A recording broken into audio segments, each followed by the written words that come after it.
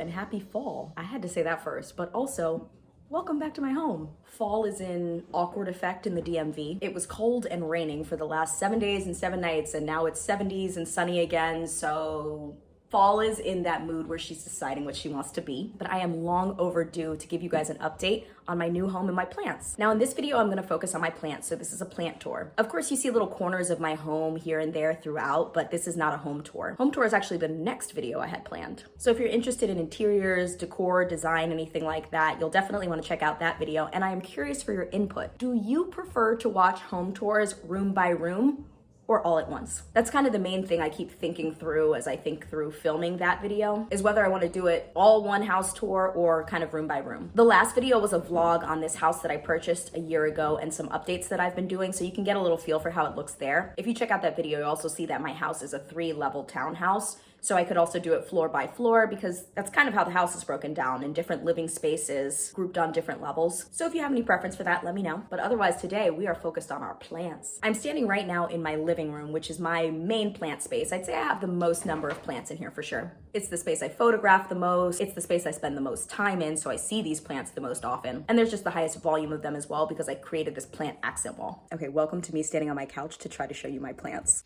So starting with the space closest to the window, and closest to my grow light, this is where I installed a couple of pegs to hang my long trailing plants. First, of course, I have my chain of hearts. I've wanted one of these, a long one, for so long. I tend to kill them. I'm really glad to have kept this one alive and that it's trailing so nicely. I love the way the light plays on it. Right beside it is my Philodendron Micans.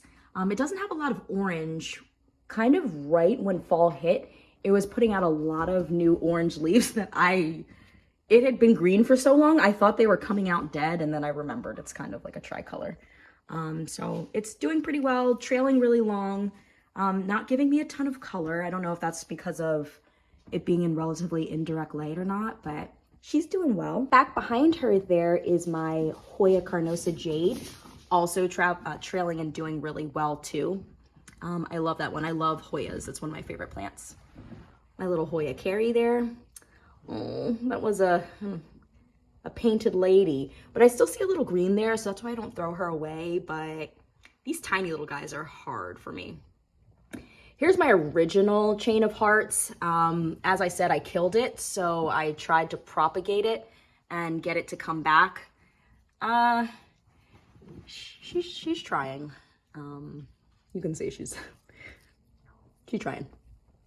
These are some clippings from my regular Hartley Philodendron, and I put them in leca, which I've been experimenting with lately, and they seem to do really well. I tried them in water, but they weren't the greatest in just straight hydroponics, but in the leca, it has been thriving. This is a propagation offshoot from my rubber tree that's upstairs in the office, so you'll see the mother version later. This one was called Stubbs, and I pulled it off to propagate for someone and never ended up giving it to them. So I still have Stubbs. Stubbs is doing great. Stubbs is acclimated. Stubbs is growing. Stubbs is living life. So I like to take advantage of this double height space on the shelves for tall ones like Stubbs and trailing ones like those. I, for the life of me, cannot keep Tradescantia alive, but it is alive in leca. Same thing, didn't work hydroponically, never worked in soil for me. They always die. I know they're a common one that experiences a lot of like leaf rot, like you cannot get the leaves wet, you have to bottom water it. But even doing that, I could never keep it alive. But in leca, she living. This one, so I got this one from Hilton Carter's shop in Baltimore. It says it's an assorted Hoya, which is what I thought when I bought it. But as the leaves have gotten bigger, I don't know, they kind of have that veining that looks more like a jewel orchid's leaves, those little veins that look like lightning almost. But it says Hoya, so that is what it is. It put out one new leaf. I don't know if I'm supposed to, this is obviously a dead stem, not one of the ones that comes out and produces leaves. She dead. I don't know if I'm supposed to pull that out to get it to keep growing. Generally Hoyas have been pretty easy for me. This one was a little struggle, tiny little struggle guy, but has put out another leaf. Back there is a philodendron. It was a gift. There's a little ZZ back there. I don't recall. I've had this one for years. I don't recall if it was a ZZ Raven, but it was definitely like a ZZ Compacta, like one of the compact ZZs. She's tried to die on me a number of times, but over the summer I put her outside and she sprouts a few new stems, so she's still rocking with me. And that is this lower shelf here. Moving up to this second shelf, I have a lot of trailing ladies over here as well too. Starting with some clippings that I propagated from my Jade Pothos, which no longer exists. I let it dry out over the summer when I traveled 2 weeks for work and she never came back to us.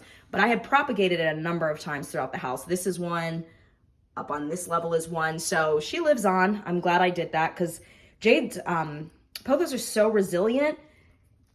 But girl, that don't mean you can't kill her if you don't try. So I am glad that I propagated it so that I have more. Right, behind her is my Silver Splash Scindapsus. So this is another propagation where the mother plant died. I had it way too close to a grow light a few years ago and the whole thing just burned and singed, but I thankfully had already started propagating this. It was just a few leaves in a jar at that time, but now she trailing. Relatively easy and happy plant. I'd say I have it in relatively low indirect light here because of the way the shelf above shades it, but still thriving and happy as a clam. Beside it is my original Hartley Philodendron. I've had this one. This is the one that those propagations are from. It's the main one I've had. I almost said it's the only one I've ever had, but I remembered I got a second one for my office upstairs because this one was just so easy and trailed so well that I wanted another. And I love the leaves. I love the sheen. I love the shape. Like, I'm just a huge sucker for trailing plants, so I love this one. Next door is one of my favorites. I have never seen a plant like this before, just with that coloring and the way the leaves are shaped. The underside and the upper side. I love this plant. It's another one. I want to say I got this from Hilton Carter's shop in Baltimore. I know I got this from there. I actually don't think I got that there. I think I maybe got it from a different nursery in Silver Spring, but I am in love. Like, utterly obsessed. I don't know what it is. I think it looks to be in the jade family. It's definitely a succulent, so I don't water it very much. Does anyone know what that is? Back behind is actually a few propagations from my Moonlight Sansevaria. I don't know if it's Moonlight Sansevaria or Moonshine Sansevaria, but the white ones, they just, I guess if they don't get enough light, they revert back to a green color, but that's what that one is. And that is everything on this shelf. Let's move down to this bench I have over here. We'll do the bench and the floor area next. Okay, I'm trying to be creative with angles and shots because no one wants to just stare at plants for 45 minutes. I have a very embarrassing video that I'm still embarrassed of where I just rambled on for close to an hour about my plants. It's one of my highest view videos, definitely my highest viewed plant video, and I can't let that happen again. So here I am down here to talk to you about some of the plants. So I said I was starting with the bench. This is a propagation from Monty, my Monstera. She's doing relatively well. She's only one stalk, so it's a little hard to stake her. I don't really plan to do that. I just kind of let her go and turn her around every once in a while, but you know, Monsteras are pretty easy. You'll see the mother plant upstairs in my den. Right next door is a ruby necklace. I got this one from Rawlings Conservatory in Baltimore. I think it's also like a, well, ruby necklace because the stems are purple. I thought it was like a chain of dolphins, but the leaves are not as bent as those ones. I have desecrated this one. I don't know how or why. I believe these plants are technically succulents, so I don't overwater it, but you know, next to that, look at me lying again. I have 3 Hartley Philodendrons. I remember, so it's in this pot. Let me see if I can get it for y'all. It's in this pot that I'm obsessed with, which was a candle by Jungalow, Justina Blakeney, her collaboration line with Target. It was one of these wide, flat, low profile candles, and I loved the terracotta color. And so I was thinking of just what plant I could put in there once I burned the candle out. And these typically have shallow root systems, so I thought it would be a good one to go in here because the roots don't need to go very deep. I drilled a hole in the center, so it has drainage. It still retains a lot of moisture. So I do not water this one very much at all. And she's living, she's doing good. Back behind over here is my Alocasia frydek. This one was thriving at one point. Oh, these ones are so susceptible to spider mites. That one got spider mites. I put it outside for the summer. At one point it had like 6 leaves. Then 5 of them died. It's got 1. She's trying to rock with me, so that's what we have there. Next door, I am obsessed with this plant. I have always wanted one of these. I'm obsessed with the leaves. They're so uniquely shaped. It's a Rapidophora Tetrasperma. The tag on it says mini Monstera. I don't know if it's in the Monstera family. From its scientific name, I wouldn't have thought so, but I'm no botanist. I love this one. It's so happy. I'll try to show you. It's climbing up this stake, but wants to be on the shelf, just really happy. It is as easy as a Monstera, but I don't know if it's related. Then down here where I'm sitting, we have my struggle fiddle leaf fig. It just lost another leaf yesterday. My dog was playing and bumped the table, and she didn't hit the plant, but it was clearly so not attached anymore. Like, you can see the stem is just rotted, so it just fell off. So we're rocking with 1 leaf. I did see at one point there was green here and it was trying to put out a new leaf, and then it changed its mind. So I just have this little Charlie Brown stem and 1 leaf. It's embarrassing. I told myself I'm only doing hardy plants. I'm tired of being humbled. I don't need any more reality checks, but I just thought this little Monstera would, this little fiddle leaf would be easy enough. If I got it young enough, I thought I could acclimate it to my space and make it thrive. To date, I've been incorrect. Back behind is my my ZZ, which is such a unique plant. I've had this plant for 3 or 4 years now. It was one of my first plants along my journey when I was in a very different place in life and lived in a different place, was in a different space, mentally, emotionally, relationally. And I brought this thing to a shadow of its existence, and it came back. I, over the years, have nursed it back. Every once in a while, it seems like it wants to give up on me again, but it doesn't. So this is the ZZ. I know there's a lot of plants grouped together, so trying to show you who's who and what's what, because it's the same color as the heart leaf right behind it. This is my little cactus. I don't know what kind of cactus it is. I don't remember. It's from Plants Alive Nursery in Silver Spring. It was a little struggle. I considered it a little struggle at first, but it put out 2 new little flapjacks. Yeah, not a ton to say about this one. It's just a funky little cactus. I hope it gets really tall. Turning and shifting a little this way, you see a little bit of my mantle. You can see the story behind that in my most recent video. That was a vlog about the home space, but focused on the plants. This is the second snake plant I owned. It's gotten so tall. People always comment on its height and how it's so structural and rigid, because a lot of people's snake plants flop over, often from overwatering. So I don't do that. I almost never water that thing. Like, I forget about it. I don't forget about it because I see it all the time, but I just do not water it. And that works for it. Right here, I've got a green Congo Philodendron. I'm actually surprised this one is okay here. It's so far from the window and the grow lights that I would have thought it didn't do well here. It's got 1 yellow leaf, but it's fall, and it's had like 0 leaf fall since owning it. So losing a leaf is not the end of the world, but otherwise, like, it's very strong. It's very like sturdy. It's always putting out new leaves. This is a new leaf that just came out, so it seems okay here. I'm surprised it's okay this far back, but it's been okay. Tiny little jade. Jades are one of my favorites as well too. I got this one, I think, from the Rawlings Conservatory in Baltimore. Just stuck it in a little pot I made years ago and got it over here with a friend. Now, if we travel up to the 3rd level, I almost kind of forget this level sometimes, but I installed this grow light from Housespray up here because the arc of the sun of the window is below this top shelf. I'm actually surprised these plants lasted up here as long as they did without any extra light support. But this is one of my pothos as well too. This one's been super happy and easy. The trails would be way longer. I cut it a ton to propagate throughout the house, so that's why it's only this length. Hiding back in there is another Moonshine Sansevaria in a candle. There's some of the silver sword propagations. Those are in leca in a candle. And then another silver sword propagation I stuck in a bottle of wine with just water. So this is our 3rd shelf. And now I'm backlit, so that's why I save these plants for last. The last few I have are on my coffee table here and a few propagations and cuttings in the window. So here on my coffee table, I have my Stromanthe Triostar. I don't know if it's Stromanthe or Stromanth. I don't know how to pronounce it. I've heard plant people pronounce it both ways. Got a new little leaf coming in there. This is technically a Calithia. It's snuck into my home without me knowing its genus because I don't do Calithias anymore. I always kill them. It's no point. But this one's, it's still here. Plenty of crunchy leaves. I've cut off a bunch of dead leaves throughout, but it seems to be moving to a better place. There's new leaves coming out without as much decay or crunchiness on the old leaves. So I'm hoping this one's getting to a stabilized place.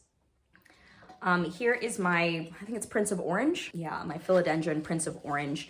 It has been relatively simple. I think it was infested when I got it from a nursery in Virginia.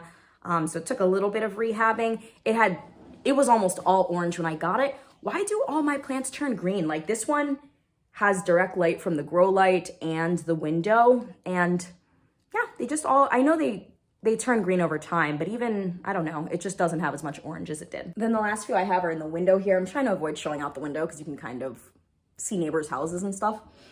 But one is my original Jade. This is another one from that same period of time that I was talking about with the ZZ that I had brought to a shadow of its life. And now here it is, just refusing to not be great.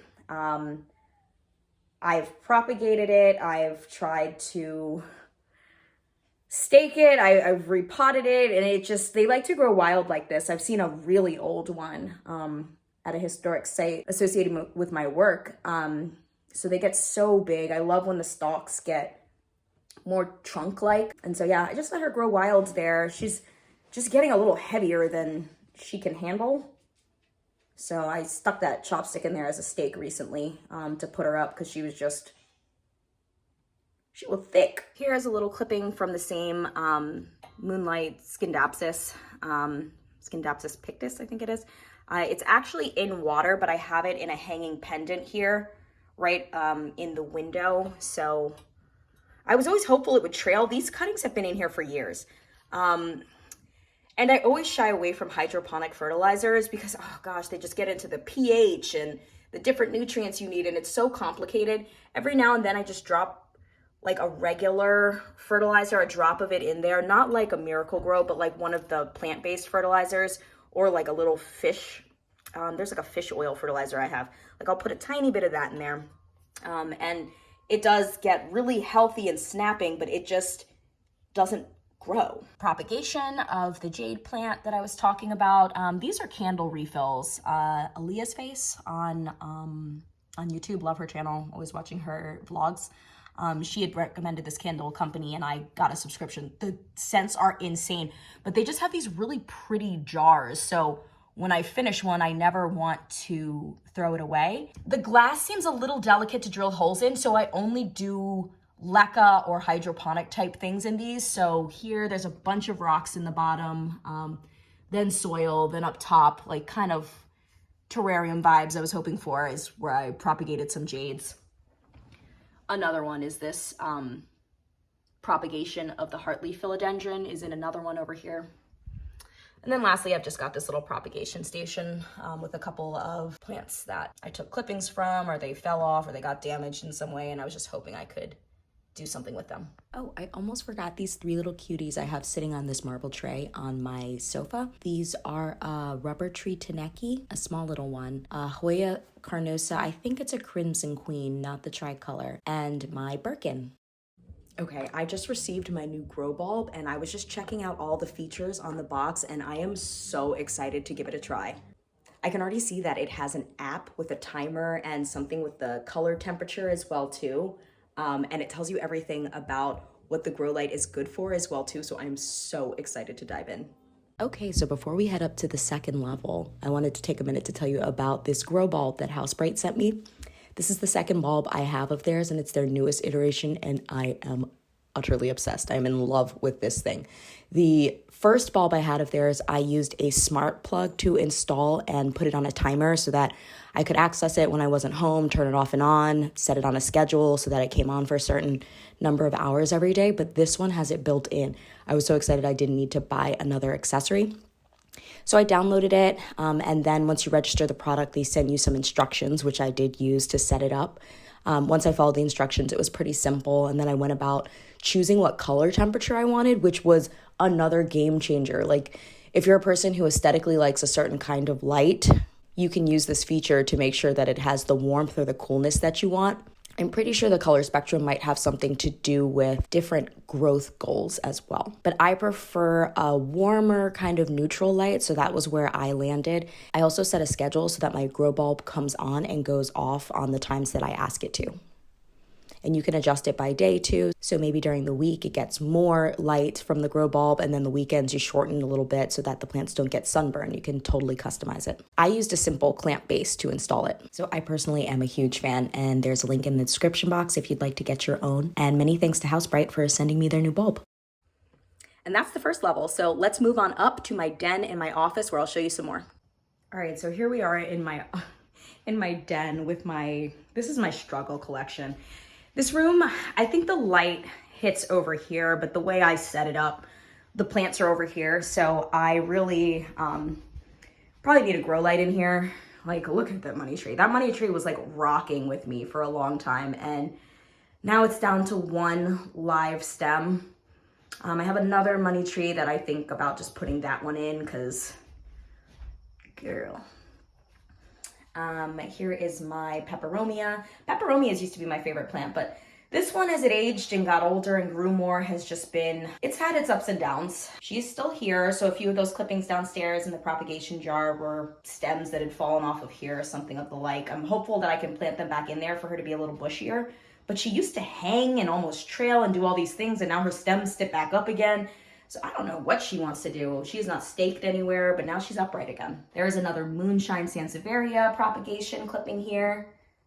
Another one that is not at all white. This one you can see is not getting very much light. Another, it's not necessarily a propagation of a Sansevaria back there, but it got root rot and like everything fell off. So I salvaged what I could and stuck that in water to try to get it some new roots and replant it again. Down there is my crazy aloe. She's just gotten so big over the years. I don't know why she's all floppy like that. She's very sturdy, so it's not like, hi crew.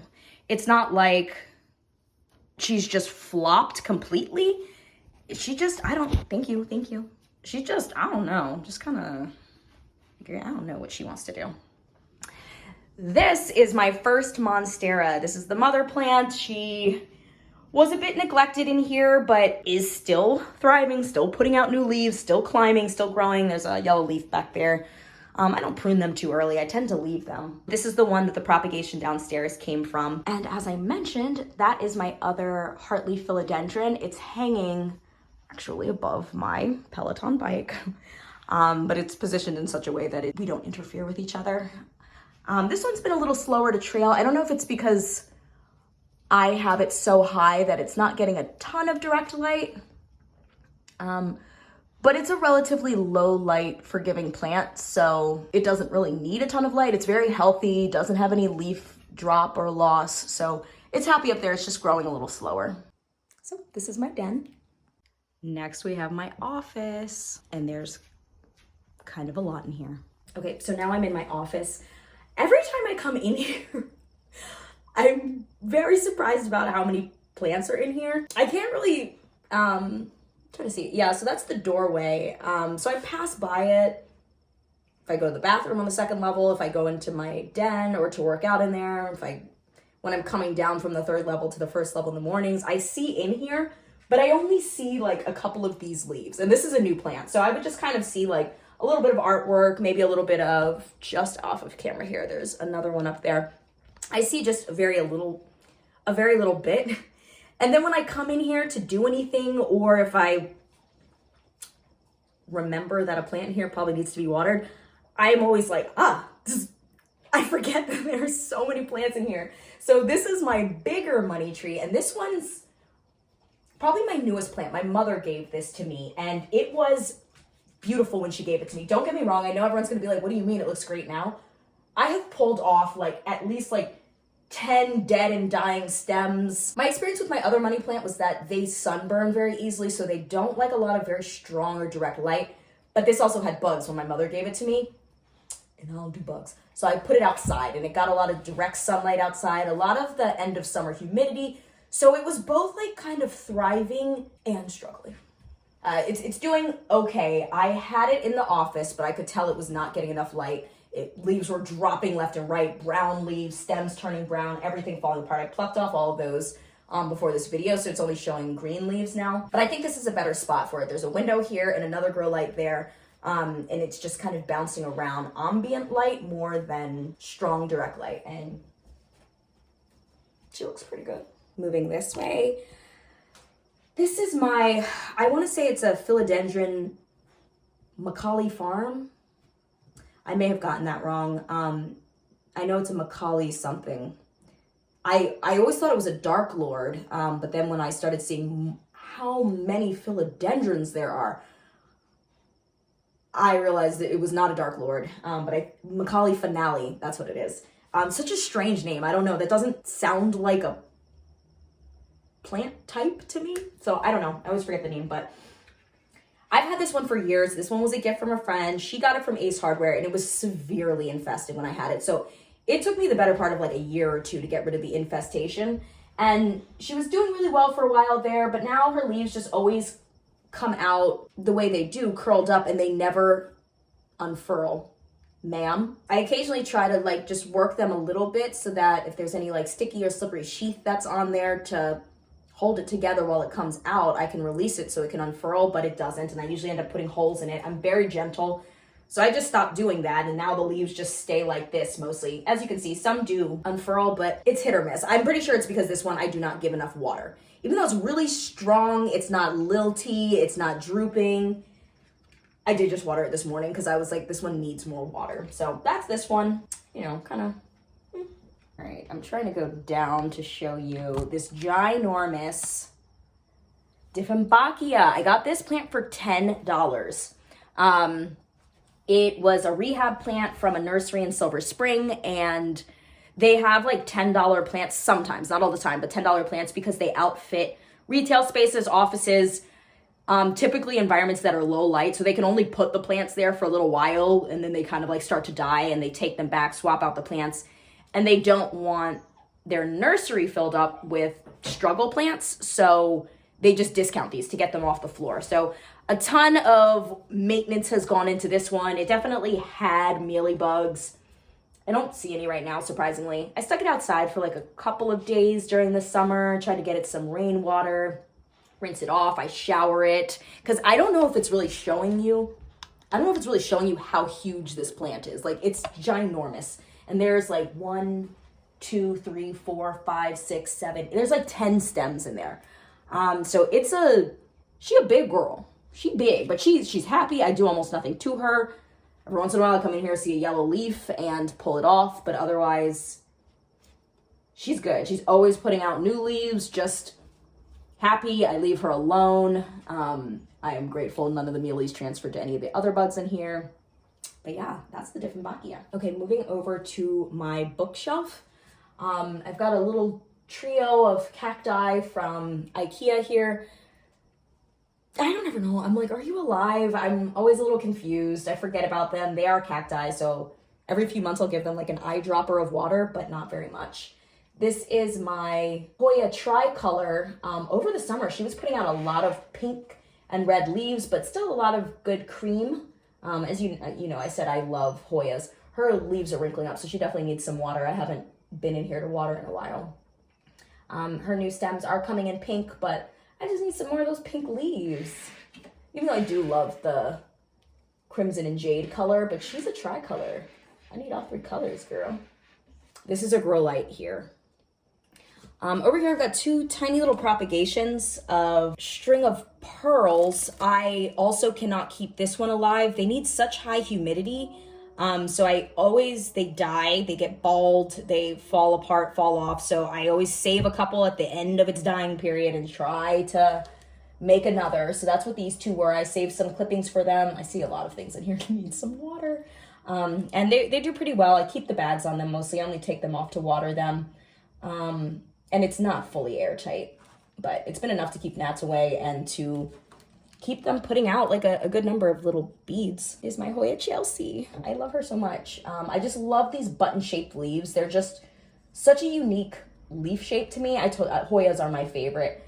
I got this one maybe earlier this year, but I've always wanted one because I saw the leaves, the leaf shape somewhere, and I was just obsessed and had to find one. I found one in a nursery near me. So she sits here super low maintenance, needs nothing, wants for nothing, just easy. Here's the original Moonshine Sansevaria. So with the mother plant, you can see a lot more, I hope the camera's picking it up, but you can see a lot more white leaves, a lot more pure leaves, less of the dark green and the striations, but I do know she's too tall for here, but I don't have another place for her because this bookshelf, when I show you a full pan of it, the top doesn't get light. So I would need another grow light up there. The window also doesn't get light from the window. And my biggest girl here is my rubber tree. This plant, this is where stubs came from, the propagation downstairs. It clearly, as you can see, has been putting out lots of new leaves. This one was so insanely infested. It came from Costa Farms via Home Depot. Infested as can be. Like, tried to die so many times. I almost let it. I don't do bugs. But now she's so much better. She's acclimated. This was years. Sometimes it takes years to remediate these plants, putting out new leaves. She was a tiny bit bald from a lot of lower leaf drop, but then new leaves started coming out the bottom of the stems, new branches started coming out, and I also planted a new one in there to give it a little bit more thickness at its base. But otherwise, this one is just happy as a clam now, and it's right in between the window and the grow light, so I think it's getting a good balance of natural light and artificial. This grow light is one of the original House Bright ones that I was sent. I did a video on it back when I lived in my last apartment. I have it on a timer, like a smart plug that I can operate from my phone, but it's just so amazing that the new one has that built in, so I don't have to buy like a timed surge protector or like a smart outlet thing. Like it is such a game changer because like it's amazing to have that all in one space, all in one device, not have to purchase extra things, learn them, make the integrations work together. It is so helpful to just have that all built in, but that is how I made this one work in here. Last couple of plants I have in here, as I mentioned, is one of this, it's just another cutting from that same Scindaptus pictus downstairs.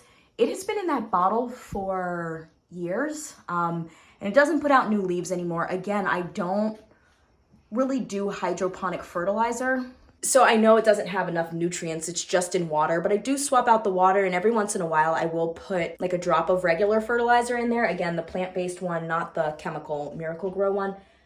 And it will do something. Like it'll pop out a new leaf, but again, it's been in here for years and it's stopped growing, but it's still alive. It's still very alive, so it gives a little greenery against the wall. And if that's all she wants to do, that's all she wants to do. Last plant in here is this cutting from my pothos upstairs that is in leca. It's in a floating globe that's mounted on the wall, as you can see, and she's been doing super well. She kept wanting to die in the beginning, but now she's fine. I know the globe got super like cloudy and dirty, but it's whatever. This plant is super happy, puts out new leaves. With leca, I put a drop of fertilizer in there too every so often and soak the balls in it and then pour it out and put in fresh water, but I think that helps a lot with the plants having the actual nutrients they need to eat because water is not enough. All right, then here we are in our bedroom. Okay, so my bedroom is where I'd say I have my biggest plants because it's where I have the most amount of floor space. The only thing I have in here is my bed, so I have a lot of area to play around with. So this is where I put my bigums. This is the second Monstera I got and own, and she is huge. She's huge, she just sprawls everywhere, she does a ton. I kind of can't believe she's as big as she is, but she would only fit in my bedroom. Next door, over here, we have my white bird of paradise. She's doing okay. I'd say she's not really too much thriving nor dying, but she's put out a number of new leaves since I've had her. I don't know. We're on the 3rd level now in my bedroom, so this gets the highest amount of natural light throughout the day, but it might still be a little low for her to be putting out leaves quicker and more often. Down here, I think this is a Pelea. I Yeah, let me see if it's on here. Peperomia Cupid. Oh, it's my favorite peperomias again. I had this one outside over the summer because I got it from a nursery that I've constantly had infestation problems from. So I just left it outside all summer long. Sprayed it down with peroxide and neem oil for a while, and just brought it in once the temperatures dropped. But I'm a sucker for these button leaf shapes, and that's what it has, with like little bits of cream around the edges, and I just think it is the cutest ever. Here is a pothos I have hanging here, doing pretty well. I've had this one for probably at least a year or two, not trailing a ton yet. I think this is actually one of the plants I took cuttings from that you just saw in the last space. So I think it was trailing a little more and I cut them off to propagate them elsewhere. But these are doing well. Shifting over a tiny bit here, like kind of framing my egg chair, which is my reading nook. Oh my gosh, Philodendron Silver Sword, I think this is. There's a propagation of it downstairs, and it was also just getting super leggy, so I cut some of it off, and it put out new leaves, but you can see this is just a unique one. It's just, I let it grow as it does, and this is what she does. Right next door is my variegated rubber tree. This is another one that didn't seem to want to do anything but drop leaves, and now she's thriving pretty well. I think I found a good spot for her. I think she's generally pretty happy. I try to turn her every so often, but you can see some of the new colors of leaves coming in. I think she gets a good amount and direction of light here. I think the topsoil can get some good circulation, so she's acclimated and put out a bunch of new leaves this summer, so I think she's doing pretty well. Right next door, you see Bruce, my original snake plant, who I do nothing with, and I think Bruce is kind of over that. Can definitely see some like brown leaves in there. Lots of leaves have like kind of rot or dried out, and I sometimes try to see if like they are done enough that I can pluck them out like this. Like, as you see, clearly this leaf was done. I could see that it was brown down here, so I figured it was probably a little rotted. So that is common of this plant. If I tug it a little and it doesn't come out, I don't do anything with it, but if it comes off like that, yeah, this is like, I'm surprised this one isn't, but yeah. But it has put out new leaves as well too. I can see some little pups in there. So she's not done, but she's just like, kind of over me. So yeah, this plant is royally mad at me for never watering it, but there's little pups in there, so she's alive. And the last plant up here in my bedroom, Calithia. And a Calithia Orbifolia was like on my bucket list forever.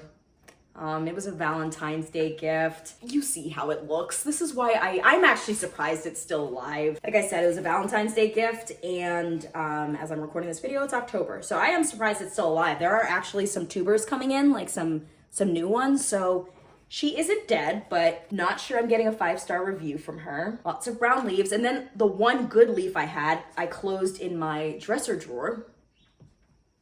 So again, not getting super host from this one, but I love it. It's just, I don't know that I would have bought it for myself because it is a Calithia, and hopefully I'm illustrating why I don't do Calithias.